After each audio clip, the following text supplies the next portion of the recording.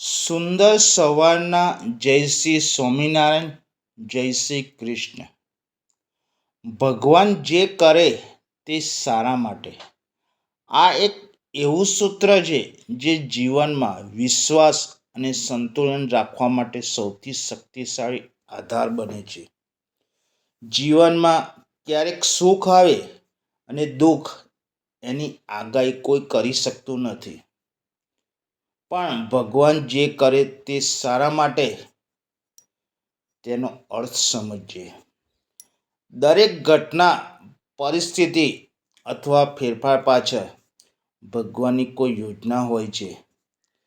ક્યારેક તે યોજના તરત સમજાય છે અને ક્યારેક વર્ષો બાદ તેનો સાર દેખાય છે. આ વિચાર માત્ર અંધશ્રદ્ધાથી નથી, પરંતુ અનુભવ અને આધ્યાત્મિક જ્ઞાનથી સાબિત થયેલી સત્યતા છે.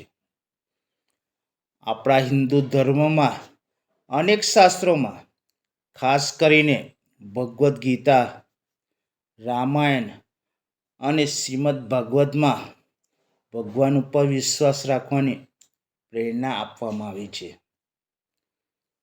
ભગવદ્ ગીતામાં 18મા અધ્યાયમાં કહ્યું છે, ભગવાન કહે છે, તું મારા શરણમાં આવ, હું તને દરેક પાપ અને દુઃખમાંથી મુક્ત કરીશ, ચિંતા ન કર.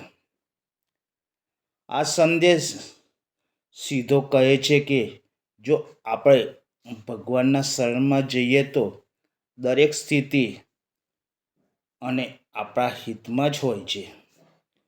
જીવનમાં ઘણા બધાને એવો અનુભવ થયો હશે કે શરૂઆતમાં કોઈ ઘટના ખરાબ લાગી, પણ સમય જતાં સમજાયું કે એ વિના તો કદાચ વધુ મોટી મુશ્કેલી આવી જાત. ભગવાન જે કરે તે સારા માટે. આ વિચાર જીવનમાં કેમ જરૂરી છે તે સમજીએ. માનસિક શાંતિ આપે છે. મુશ્કેલ સમયમાં પણ મનમાં ધીરજ રહે છે. ભય ઘટાડે છે.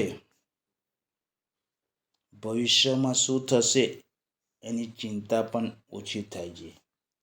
દુઃખમાં પણ આશાનું કિરણ દેખાય છે. એટલે જ દરરોજ ભગવાનનો આભાર માનવો. ભલે કંઈ પણ બન્યું હોય, મનને શાંત કરીને પરિસ્થિતિને સ્વીકારવી. હંમેશા સારા વિચારવાળા લોકો સાથે સમય પસાર કરો. ભગવાન જે કરે તે સારા માટે. આ માત્ર શબ્દ નથી, આ જીવન જીવવાની એક કલાની ચાવી છે.